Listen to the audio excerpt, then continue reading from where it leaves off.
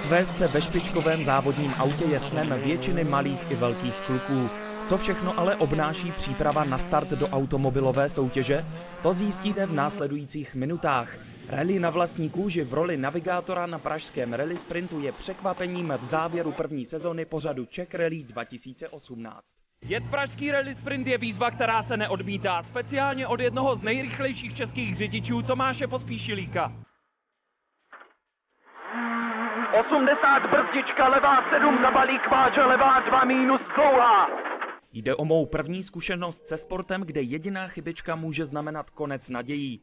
Nic jsem nechtěl podcenit a příprava mi zabrala několik týdnů. V rally je na prvním místě bezpečnost. Školení jsem dostal od nejlepšího českého navigátora a letošního mistra světa v kategorii VRC2 Pavla Dresslera. Do prvního startu mi při natáčení na španělské rally popřáli i legendární posádky, které dohromady získaly 15 světových titulů ve VRC. Léb s Ožierem a jejich navigátoři Elena s Ingraciou. Hodně štěstí do prvního startu v rally, budeš ho potřebovat. Hodně štěstí a pořádně si to užij. Poprvé je to vždycky nejtěžší, tak ať vše vyjde jak má. Jasně, to zvládneš. Hodně štěstí, chlape. Zbývalo nastudovat pravidla a bezpečnostní regule. Start na pražském rally sprintu ale mohl skončit fiaskem, pokud by se mi při čtení v extrémní rychlosti dělalo špatně. Proto jsme v polovině listopadu naplánovali ostrý test. Jsme na tradičním setkání mistrů v autodromu v Sosnové. Mně se jako malému pokaždé dělalo v autě špatně. Nezbývá než doufat, že jsem z toho vyrostl. Takže kolega tvůj říkal koukat pořád dopředu, otevřít okýnko, když mi bude zle. A na první kolo teda koukám pořád před sebe. To je výborný. Ty vole, no tak. Teď zkusím koukat do rozpisu a hlásit, jo. Takže levá prudka 4 utáhne. Následuje levá 6 plus utáhne. Rally ale na okruhy nepatří, většinou se jezdí v terénu po úzkých cestách. Testem jsem prošel a o pár týdnů později bych měl zkušenosti zúročit ve skutečné rally soutěži. Na pražském rally sprintu se letos sešla největší konkurence v historii. Celkem 21 vozů nejsilnější kategorie R5 a k tomu 2 VRCčka. Takhle nabité pole nemá většina národních šampionátů v Evropě. Tomáši Pospíšilíkovi je 24 let. Začínal s buginou v autokrosu, teď chce naplno prorazit v rally. Závodní volant drží v ruce už přes 13 let. V hlavním městě ale startuje teprve podruhé. Co si o startu s televizním moderátorem myslel? Nevyzkoušel jsem si to nikdy, takže to bylo velká neznámá. Takže bylo to spíš taková malinká nervozita. Když pozdě nějakou informaci řekne, tak už může být velký průser. Takže tyhle dvě věci nevím. Pojď už, pojď. Musíme. To je ještě moc. Ještě by nám kladli pneumatiky, to je špatně. V týmu panuje dobrá nálada, ale já cítím zodpovědnost. Rozhodně tu nechci být jen do počtu. Postupně zjišťuji, že být soutěžním navigátorem v žádném případě není jen o tom vozit se v autě. Veškerá organizace a hlídání času je na mě, tak aby se jezdec mohl 100% koncentrovat pouze na jízdu. Plán všeho odjezdu, hotely, ubytování a tak dále, takže prostě minimálně ty 2 dny to určitě zabere, jenom než člověk na ty závody odjede. Rally je mozaika. Jsou to střídky. V následujících minutách.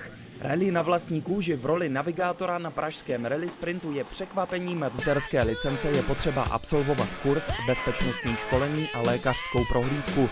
Den před startem je k dispozici plán RZ a podle pravidel máme 2 průjezdy v okolí Zbraslavy a na pražském Strahově, abychom si připravili rozpis. V běžném provozu a zatím bez sněhu. Ty to chceš jíst teda, to má 80 pravá 4 a už to už musíš celku, protože tady máš pravou zatáčku a 50 brzda, levá 6 ostrá. A tady v té pravé 8 si už napíš let. V následujících minutách. Rally na vlastní kůži v roli navigátora na pražském rally sprintu je překvapením. Mateřské licence je potřeba absolvovat kurz, bezpečnostní školení a lékařskou prohlídku. Den před startem je k dispozici plán RZ a podle pravidel máme 2 průjezdy v okolí Zbraslavy a na pražském Strahově, abychom si připravili rozpis. V běžném provozu a zatím bez sněhu. Ty to chceš jíst teda, Tome? 80 pravá 4 a už To už musíš celku, protože tady máš pravou zatáčku a 50 brzda, levá 6 ostrá. A tady v té pravé 8 si už napíš let. Lze si jen těžko představit, že zítra tudy už na uzavřené tratě proletíme možná 180 km rychlostí. Sníh, teploty pod nulou a uklouzaná silnice. Takové počasí pražský rally sprint už dlouho nepamatuje. Hřebíky na asfaltu nejsou povolené. Oproti včerejším seznamovacím průjezdům je vše jinak a mně je jasné, že tohle bude očistec. Teď už není cesty zpět. 80 pravá 4, konec let.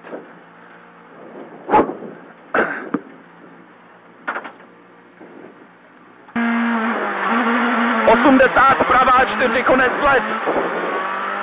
50 brzda, levá 6 ostrá, váže pravá 8 středem ostrá. 80 brzda, levá 6 ostrá, doprava 6 klouže. Tohle se s testem v Sosnové nedá srovnat. 2 RZty na Zbraslavi máme za sebou a se mnou clou má adrenalin. Přesunujeme se po přesně dané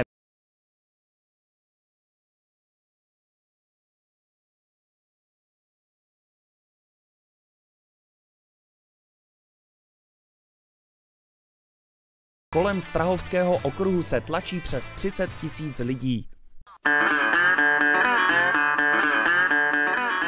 Za 6 rychlostních zkoušek jsme za jeden den najeli více než 92 km. Většinu z toho na okruhových zkouškách. Dvakrát se jedou 2 okruhy a 2x3. Nic složitého, mohlo by se zdát. V minulosti se několikrát stalo, že posádka kroužila o 1 kolo více nebo naopak méně. Následuje penalizace a konec nadějí na dobrý výsledek. Pozor, váže pravá 2 přes.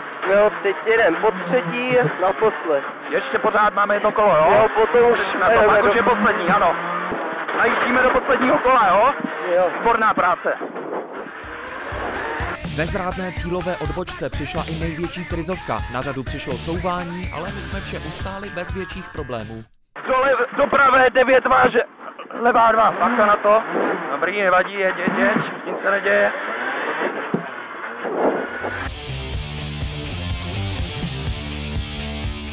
Odbočku do cíle jsme naštěstí pokaždé trefili správně. Každý odjetý okruh jsem si značil odtržením připraveného listu s číslem kola.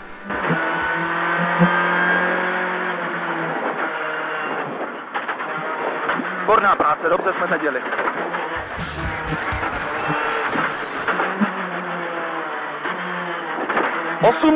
brzda, 50 brzda, pravá 4, hned levá 9 retardér a pravá 9 a levá 6. No, sranda už teď. Jo. Ale dobré. Výborný. Nevidět, že se zúčil rychle. Děkuju. Obvyklý navigátor Tomáše Pospíšilíka Jiří Hovorka se o práci bát nemusí. Náš cíl je ale splněn. V pořádku jsme dokončili moji první rally soutěž. V obrovské konkurenci 64 přihlášených posádek jsme obsadili 14. místo. Na vítěze soutěže slovenské šampiony Kočiho s Mosnerem jsme ztratili přes minutu. Po životním zážitku rozumím tomu, proč má rally po celém světě tolik příznivců. K tomu, abych byl skutečně plnohodnotným navigátorem, je potřeba mnohem více než měsíc tréninku. Zážitek mě ale rozhodně motivoval k dalšímu snažení. Mně se tady ten projekt, co vy jste vymysleli, jakože Nova Sport, moc líbí. Myslím si, že díky tomuhle opravdu lidi poznají, co to rally sprint je, nebo co to celá rally je. A obdivuju i Tomáše, že Tomáš měl odvahu se do toho pustit.